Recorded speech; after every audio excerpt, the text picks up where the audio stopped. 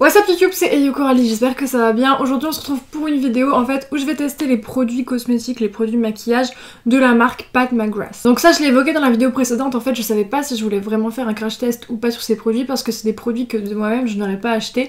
Je vais vous faire une petite parenthèse en fait sur la valeur, le prix des produits et moi ce que j'en pense par rapport à ma consommation personnelle et l'argent que je peux dépenser dans le maquillage. Donc les produits que je vais essayer dans cette vidéo aujourd'hui, niveau tarif, on est clairement sur du luxe, puisque la palette de fard à paupières par exemple coûte 124 € pour 10 fards à paupières. C'est un prix que personnellement je n'aurais jamais mis pour une palette. Ça ne me dérange pas d'investir, de mettre le prix dans une palette qui m'intéresse, etc. Mais je me mets quand même une limite. Je peux mettre, je sais pas, 50-60 € maximum pour une palette qui m'intéresse vraiment, mais au-delà ça n'arrivera quasiment jamais, et déjà 50 € pour une palette, il faut qu'on se le dise, c'est déjà extrêmement cher, 50 € juste pour du maquillage. Je voulais juste parler un peu de ça parce que c'est vrai que sur YouTube ça devient en fait presque normal, et même moi en fait je m'en rends pas forcément compte et je le dis pas forcément à chaque fois.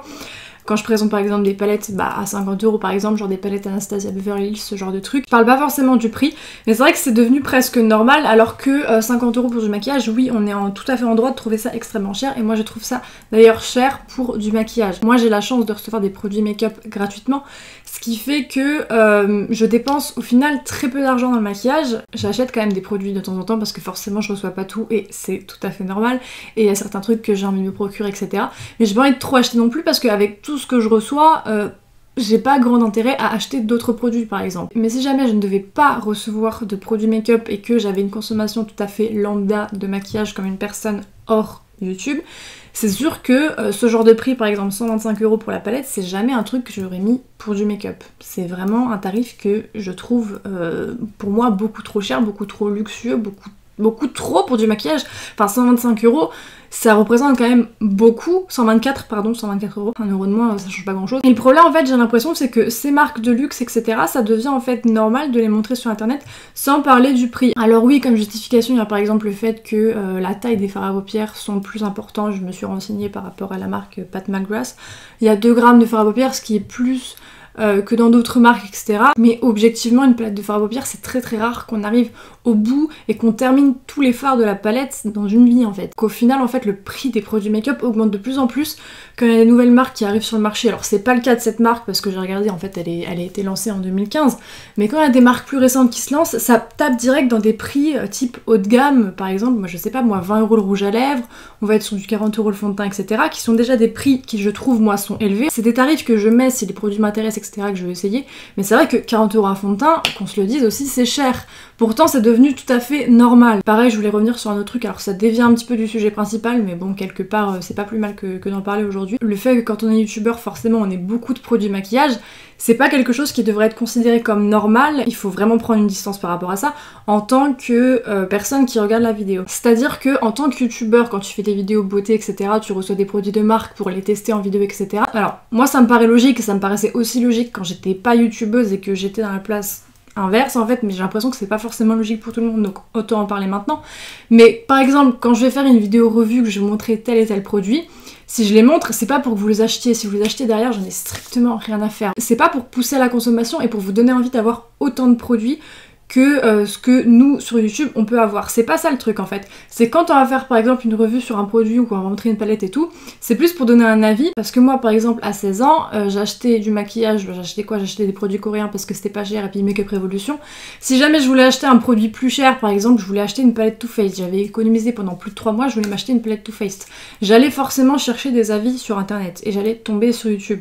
Et c'est à ça que YouTube sert en fait, c'est chercher des avis, des revues et tout. Je trouve que c'est pas là pour vous donner envie de tout acheter, mais plus pour vous aiguiller par rapport à un achat que vous vouliez faire et vous vouliez avoir un avis. Et un truc qui m'avait vachement surpris quand je l'avais lu, et je trouve ça encore une fois aujourd'hui bizarre, c'est par exemple quand je fais des vidéos, je sais pas moi, tri make-up et tout, il y a des gens qui viennent me dire en fait « Ah mais t'as pas beaucoup de maquillage au final pour une youtubeuse, oh t'as pas énormément de produits », et alors que honnêtement je trouve que j'ai déjà énormément de produits, et si je n'étais pas youtubeuse, j'en aurais certainement beaucoup moins. Le problème en fait, c'est que sur YouTube, on est tellement habitué à avoir des collections de make-up genre démesurées que ça devient tout à fait normal. Mais vraiment, prenez bien en compte le fait que il y a une différence entre des gens pour qui c'est le travail en fait de tester des produits, de faire des revues, etc. et une personne lambda en particulier qui va acheter ses produits lui-même pour sa consommation personnelle, pour son usage personnel en fait. C'est normal de pas avoir une collection genre énorme par rapport à des gens sur YouTube. Donc au final, en parlant de ça, on retombe un peu sur le problème, la problématique je trouve qu'il y a avec ces marques de luxe, c'est que c'est montré en fait de manière normale, et 125 € pour une palette, personnellement, encore une fois, c'est mon avis, hein, je ne trouve pas ça normal. Mais le problème c'est qu'en recevant des produits gratuitement, etc., bah, y a plus forcément la notion d'achat, et donc bah, la valeur de l'argent quelque part on la perd un peu. Voilà. Je parle pas forcément que de la marque Pat McGrath, je suis pas là pour cracher sur la marque ou quoi que ce soit. Hein. Par exemple, il y a aussi la marque Natasha Denona qui fait des palettes à plus de 100 €, je sais plus exactement le prix. Donc aujourd'hui j'ai testé du coup les produits Pat McGrath parce que j'avais évoqué ça dans la vidéo précédente en disant que j'étais gênée en fait quant à la valeur et que c'est pas un prix que j'aurais mis. Il y a certaines personnes qui m'ont dit en commentaire qu'elles non plus ne mettraient pas ce prix pour les produits, mais que ça les intéressait quand même d'avoir un avis pour ce qui est du rapport qualité-prix, parce que j'espère qu'il y a une qualité quand même pour ce prix. Mais je pense que c'est une des seules et une des rares vidéos que je ferai en fait avec des produits à ce prix là. Voilà, je préfère qu'on me dise que je suis une youtubeuse cheap. Attention, je dis pas, j'utilise aussi des produits assez chers, genre la palette ABH à 40 €, le correcteur Too Faced à 30 €, ça reste dans du haut de gamme quand même. Des prix que je pourrais mettre, mais je sais que je mettrais pas au-dessus en fait. Je préfère rester dans quelque chose qui me paraît raisonnable pour moi. Voilà, après Pat McGrath, Natasha Denona, c'est quand même des exceptions. Il n'y a pas au final énormément de marques qui font des palettes à plus de 100 €. Mais voilà, je voulais juste faire une petite parenthèse sur ça, je pense que ça a été peut-être un peu long, mais au moins vous avez mon avis par rapport à ça. Encore une fois, si jamais vous voulez acheter le produit, si jamais vous avez les produits comme ça chez vous, il n'y a aucun souci, vous faites absolument ce que vous voulez. C'est juste que j'avais envie d'évoquer un peu ça parce que ça passe pour un tarif normal alors que non, ça ne l'est pas. Il n'y a aucun problème à trouver ça beaucoup trop cher. Donc je vais faire le crash test en vidéo, écoutez, comme d'habitude, et puis à la fin on parlera de mon avis général et si je trouve que le prix est justifié ou pas. Même si, bon, je vais pas essayer de partir avec un mauvais a priori, mais 125 € une palette, je vois pas trop ce qui peut justifier un prix aussi cher, si ce n'est que, écoute, tu payes un prestige d'une marque, parce que bah, Pat McGrath, donc c'est la personne qui est derrière la marque, c'est une marque éponyme, c'est une maquilleuse professionnelle qui a commencé dans les années 90, elle a travaillé notamment pour Vogue, etc., enfin elle a quand même une très très grosse renommée, et elle a lancé cette marque en 2015, donc est-ce qu'au final on paye, je viens de cracher un postillon énorme, est-ce qu'au final on paye le nom, le prestige, la renommée de la personne, ou est-ce qu'au final on paye vraiment une qualité? 125 € un fard à paupières, même si j'ai la meilleure qualité du monde, je sais pas si j'arriverai à trouver ça justifié. Mais je vais essayer de pas prendre en compte le prix, encore une fois, pendant le crash test, parce que j'ai pas envie que ça fausse non plus mon avis, que je sois trop dur, alors qu'au final c'est une bonne qualité, vous voyez? Parce que pour moi, en fait, au final, rien ne justifierait ce prix. Donc je vais pas prendre en compte le prix pendant ce crash test et on verra à la fin. Donc là forcément comme d'habitude j'ai appliqué ma base à paupières, je vais passer à la palette, donc il se présente comme ceci. On a un emballage en plastique noir comme ça, assez brillant. Et puis ici en fait on a des petits détails dorés avec les initiales de la marque et puis on a des petits dessins, on a quoi? On a une couronne et puis un œil. Et le derrière il est très joli en fait, on dirait un lingot d'or le bail. Et au niveau des fards à l'intérieur, hop, on a donc 10 fards à paupières, donc désolée j'avais déjà fait des swatchs en fait quand j'avais reçu les produits donc ça se voit un petit peu. Mais en fait dans cette palette niveau couleur on a deux fards mat, donc le noir et le brun ici. On a des fards duochrome ici et puis là on a des fards un petit peu métallisés irisés. Donc au total il y a 10 fards.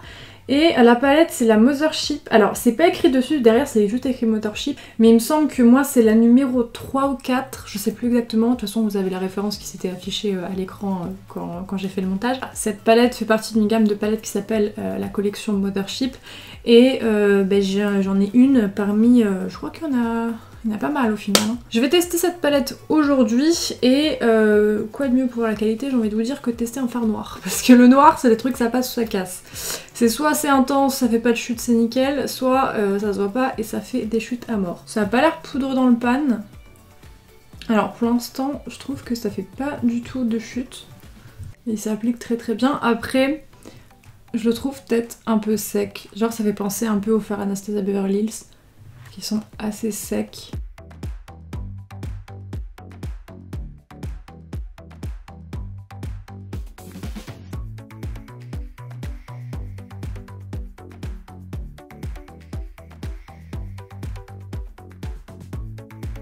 Je vais venir faire le ras de cils inférieur en noir tout de suite aussi, comme ça j'aurai terminé avec cette couleur là. Mais pour l'instant écoutez ça s'estompe très très bien.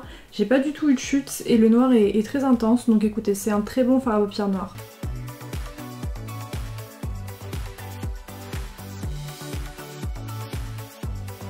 Ça y est, j'en ai fini avec le fard noir, donc j'en ai mis quand même beaucoup. Je voulais faire un make-up assez foncé.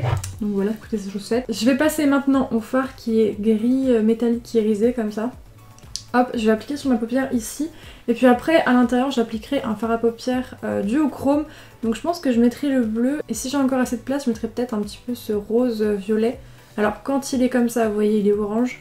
Quand la lumière tape directement, il est rose. Et pareil, le bleu, là il est bleu, hop. Et si j'incline, il devient violet.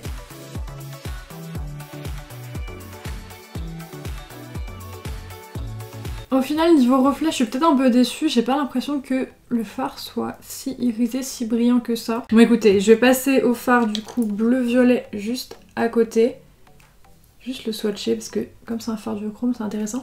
Je vais swatcher aussi celui qui est au bout là, le rose jaune. Là par contre, je trouve que les fards sont hyper agréables, genre ils sont hyper crémeux. Ils sont super beaux. Regardez, avec la lumière directement dessus et puis quand j'incline, on voit le changement de couleur. Donc je vais commencer du coup par le bleu. Ah oui, là c'est vraiment... Ah ouais. J'ai l'impression que j'ai beau étaler, j'ai toujours autant de produits sur le doigt en fait. Donc c'est vraiment très pigmenté et très intense. Hein. Vous voyez en fait l'endroit où j'en applique, il y a autant du fard à paupières noir que des endroits où on voit ma peau directement et où j'ai pas mis de fard à paupières noir. Et au final il recouvre tout très bien en fait. On voit pas de différence entre les endroits où il est par-dessus du noir et les endroits où il est par-dessus de la couleur de peau en fait, de la base. Bon, je vais essayer de terminer du coup avec le fard rose orangé comme ça. À l'intérieur.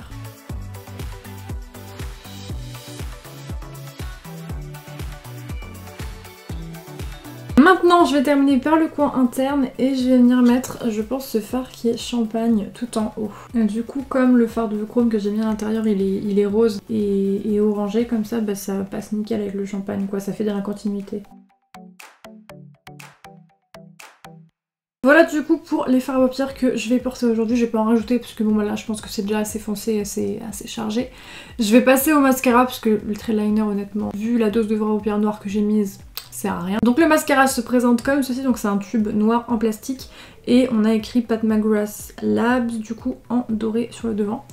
Et c'est le Fetish Eye Mascara. Donc c'est une brosse du coup en poil synthétique comme ça qui est assez grosse. Là je vais pas me recourber les cils comme ça, on va vraiment voir ce que le mascara peut faire.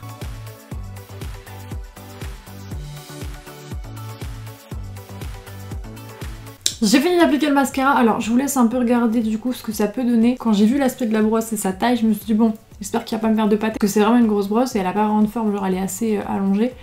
Et au final, j'ai vachement insisté, enfin vous avez pas vu parce que forcément quand je fais les plans où je me maquille, je mets ça en accéléré parce que sinon, on me voir appliquer du mascara pendant 5 minutes, je pense que vous en avez rien à faire. Mais j'ai quand même vachement insisté par rapport à d'habitude pour voir si au bout d'un moment il faisait des pâtés. Et franchement, j'ai pas l'impression, hein. J'ai l'impression que mes cils restent toujours très bien séparés. Il me donne, il est très joli comme mascara quand même. Il est très joli comme mascara je trouve. Je vais terminer du coup ce crash test en essayant les produits pour la bouche. Donc déjà j'ai deux rouges à lèvres qui se présentent comme ceci. Et donc moi j'ai la teinte Omi 107 et Antidote 207. Donc j'ai un rouge à lèvres assez neutre mais quand même foncé comme ceci. Puis l'autre normalement il est violet si je me trompe pas, voilà. Je me vois peut-être plus essayer le violet. Donc le violet c'est le Antidote. Donc on va voir ce que ça donne. Il glisse assez bien pour un rouge à lèvres mat. Genre ça arrive que certains rouges à lèvres mat soient un peu secs à l'application. Rouge à lèvres en raisin je parle. Il y en a certains qui sont un peu secs et celui-là je trouve qu'il glisse pas mal. Par contre je sais pas si je vais laisser le rouge à lèvres tel quel parce que je trouve que ça fait grave foncé avec les yeux. Et comme j'ai les gloss en plus à tester juste après, je me dis que je vais peut-être au pire effacer et mettre du rouge à lèvres genre en mode dégradé en fait qu'à l'intérieur des lèvres. Pour qu'ensuite je puisse mettre un gloss par dessus et qu'on voit plus le gloss parce que ça fait vraiment foncé genre avec les yeux. Voilà, du coup je vais terminer par les gloss. Donc là j'ai 3 gloss en fait. Donc ils s'appellent les Lust Gloss. Donc j'ai un gloss qui est irisé comme ceci qui s'appelle Bronze Divinity. Et ensuite j'ai deux gloss avec uniquement de la couleur, donc pas de reflet, pas de paillettes.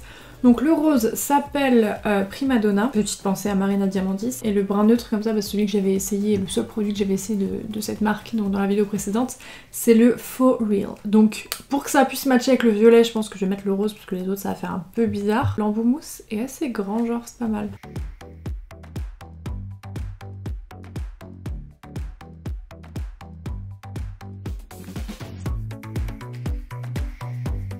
Ça y est, du coup j'ai terminé le make-up avec les produits de cette marque. Je vais vous donner mon avis final sur les 4 types de produits que j'ai pu tester, donc fard à paupières, mascara, rouge à lèvres et gloss. Donc premièrement j'ai pu tester du coup la palette de fard à paupières Mothership numéro 3. Au niveau de la qualité j'ai absolument rien à dire. Le fard noir était très pigmenté, il avait fait de chute. Il était un petit peu sec j'ai trouvé, mais écoutez, tant qu'il a un bon résultat sur les yeux et qu'il n'y a pas de problème de chute et tout, qu'il soit sec ou crémeux je m'en fous un petit peu personnellement, mais bon voilà. Pour ce qui était ensuite du fard un petit peu irisé, métallisé, bon j'ai pas trouvé trop d'utilité à ce fard parce qu'au final je trouve qu'il se voit pas spécialement dans le maquillage. J'aurais pu mettre les fards duochrome uniquement sans mettre ce fard après avoir mis le fard normat. J'ai pas trouvé que les reflets ressortaient énormément, donc je sais pas. J'étais un peu déçue par celui-ci. Par contre, pour ce qui est des fards duochrome, c'est vraiment, je trouve, les fards les plus intéressants de la palette puisqu'ils sont extrêmement crémeux, très pigmentés. Ils s'appliquent très bien et il faut vraiment pas énormément de produits parce que plus on étale, plus on a de produits limite. Donc voilà, ils ont un très bel aspect sur les yeux, donc voilà, c'est une très bonne qualité de fard à paupières. Après maintenant, si je dois donner mon avis par rapport au rapport qualité-prix, 124 € pour 10 fards à paupières, enfin je vous l'ai déjà dit, je mettrai jamais ce prix. La qualité en fait est très bonne, après c'est une qualité que tu peux retrouver dans d'autres marques, ça c'est évident. Après ce qui justifierait le prix, je pense, à mon sens, c'est déjà avec la personne qui a derrière, l'expérience, etc., la notoriété et tout évidemment. Et puis aussi peut-être les packaging, l'esthétique, l'expérience un peu Pat McGrath quoi. Voilà, il y a une esthétique, une atmosphère assez particulière. Le public que la marque vise, je pense pas que ce soit grand public non plus. C'est bien, je pense, si vous aimez bien faire des make-up un petit peu style éditorial, etc. Genre ça passe bien. Après, de moi-même, j'aurais pas acheté à cause du prix. Et c'est vrai que en voyant les fards et tout, à part les fards duochrome qui je trouve valent le coup, les autres, bah, c'est des fards un peu lambda et franchement... c'est pas une palette, c'est pas des couleurs qui m'attirent énormément. Je trouve que la qualité est bonne, même très bonne. Après, je trouve pas que ça justifie non plus 124 € pour des fards à paupières. Pour ce qui est des autres produits, je pense que ouais, mon produit préféré de ce que j'ai testé, et le produit qui je trouve vaut le plus son prix, ça va être le mascara. Alors le mascara coûte 36 €, donc par rapport à d'autres marques, genre je trouve ça reste correct. C'est quand même cher, mais si jamais tu veux tester la marque, un mascara à 36 balles ça reste plus accessible que la palette de fard à paupières, ça c'est sûr à 100%. Et franchement je l'ai trouvé genre hyper bien, il m'a fait vraiment des super beaux cils. Après je trouve le seul bémol c'est genre le packaging, il fait cheap, enfin le mascara en fait est hyper léger je trouve. Après c'est vrai que j'ai l'habitude de mettre le Better Than Sex de chez Too Faced tous les jours. Et le packaging, enfin c'est en métal du coup il est beaucoup plus lourd, mais là en fait c'est du plastique noir tout simple. Ça fait ouais, ça fait pas packaging de luxe quoi. Bon après j'ai bien compris que l'esthétique de la marque, genre les packaging et tout, à chaque fois c'était noir et doré puis ça restait quand même assez sobre. Mais le mascara niveau packaging je trouve ça un peu décevant. Ensuite du coup j'ai testé les rouges à lèvres qui sont comme ceci. Écoutez ils étaient très pigmentés, assez crémeux et tout. Après c'est un rouge à lèvres en raisin assez classique quoi. Mis à part le packaging, la qualité à l'intérieur, elle est lambda par rapport à d'autres marques. Et pour terminer, du coup, j'ai testé les gloss. Donc pareil, en fait, c'est des bons gloss, mais genre ils sont pas transcendants. Enfin, ils me font vachement penser, genre surtout celui-ci avec les reflets irisés. Je suis sûre que j'ai le même chez Anastasia Beverly Hills. Ah, j'en suis sûre. On va dire que c'est des mauvais produits, genre loin de là, c'est très bien. Mais c'est pas incroyable, genre c'est déjà vu dans d'autres marques, donc ça, le prix n'est pas non plus justifié. Après, encore une fois, c'est une marque de luxe, donc tu payes le nom, tu payes la marque, tu payes voilà beaucoup de choses. Donc heureusement, j'ai envie de dire que la qualité des produits est bonne quand même. Voilà pour ce qui est de mon avis du coup sur ces produits. N'allez pas penser que j'ai voulu défoncer la marque dans cette vidéo ou quoi que ce soit. J'ai rien du tout contre la marque. J'ai le même avis d'ailleurs sur la marque Natasha Denona. C'est des bons produits, mais pour moi, ça reste hors de prix. Et on parle pas assez des prix, je trouve, de ces produits quand on les voit sur internet, sur YouTube, etc. Alors que c'est quand même, je trouve, un facteur très important à prendre en compte. Et c'est pas un produit que non plus tout le monde peut se procurer, voilà. Donc écoutez, j'espère que cette vidéo vous aura plu par rapport à ce que j'ai pu dire en début de vidéo. J'ai pas envie que ça crée de débat ou de polémique ou je sais pas quoi, même si je pense que la beauty community ou la make-up community va pas être trop contente de ce que j'ai pu dire. Écoutez, chacun a son avis par rapport à ça, chacun investit dans ce qu'il a envie d'investir dans le make-up. Moi ça me dérange pas de mettre, je sais pas moi, 50-60 € pour une palette. Il y a des gens pour lesquels ça va être beaucoup trop, qui vont trouver ça beaucoup trop onéreux. Moi une palette à 120 €, je trouve ça trop cher. Il y a des autres personnes pour qui ça va être, enfin ça les dérange pas de mettre ce prix. Voilà, chacun a sa valeur de l'argent par rapport au maquillage. Donc il n'y a aucun souci avec ça, donc si jamais vous voulez en parler en commentaire, tant que ça reste respectueux, franchement, il n'y a pas de problème. Et voilà, je vous dis à bientôt pour une prochaine vidéo, et en attendant, bisous.